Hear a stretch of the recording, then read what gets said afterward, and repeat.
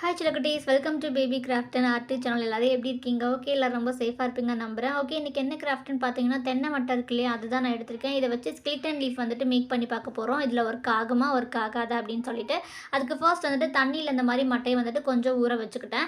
ஊற வைக்கும்போது மறந்துடாமல் துணி பவுடர் போட்டுக்கோங்க, அப்போ தான் நல்லாவே ஒர்க் ஆகும். கிட்டத்தட்ட 1 மாதம் வரைக்கும் நல்லாவே ஊறிடுச்சு. தண்ணி இடத்துல சேஞ்ச் பண்ணிக்கோங்க, இல்லை ஸ்மெல் அடிக்கும், இல்லை வந்துட்டு கொசுவெல்லாம் வந்துட்டு புழு வச்சிடும். அதனால தான் சொல்கிறேன். ஓகே, இப்போ பாருங்கள், நல்லா வந்துட்டு இந்த மாதிரி ஊறினதுக்கப்புறம் எடுத்துட்டு கம்பி நாரை யூஸ் பண்ணிக்கோங்க. இந்த மாதிரி எடுத்து மட்டை விரிச்சிட்டு இந்த மாதிரி நல்லா தேய்ச்சிங்க அப்படின்னா ஸ்கெலிட்டன் லீஃப் செம்மையாக வந்துடுச்சு. இப்போ பாருங்கள், நான் கை வச்சு காமிக்கிறேன். அடிப்பக்கமாக தான் தேய்ச்சி காமிக்கிறேன். ரொம்பவே சூப்பராக வந்துடுச்சு. வாஷ் பண்ணி காமிக்கிறேன். இப்போ பாருங்கள், ரொம்பவே சூப்பராக ஒர்க் ஆகுது. மட்டை ஃபுல்லாக பண்ணி பார்த்தா எப்படி இருக்கும், பட் நான் வந்துட்டு ஃபுல்லாக பண்ணி பார்க்கல, ட்ரை தான் பண்ணி பார்த்தேன். செம்மையாக ஒர்க் ஆகுது.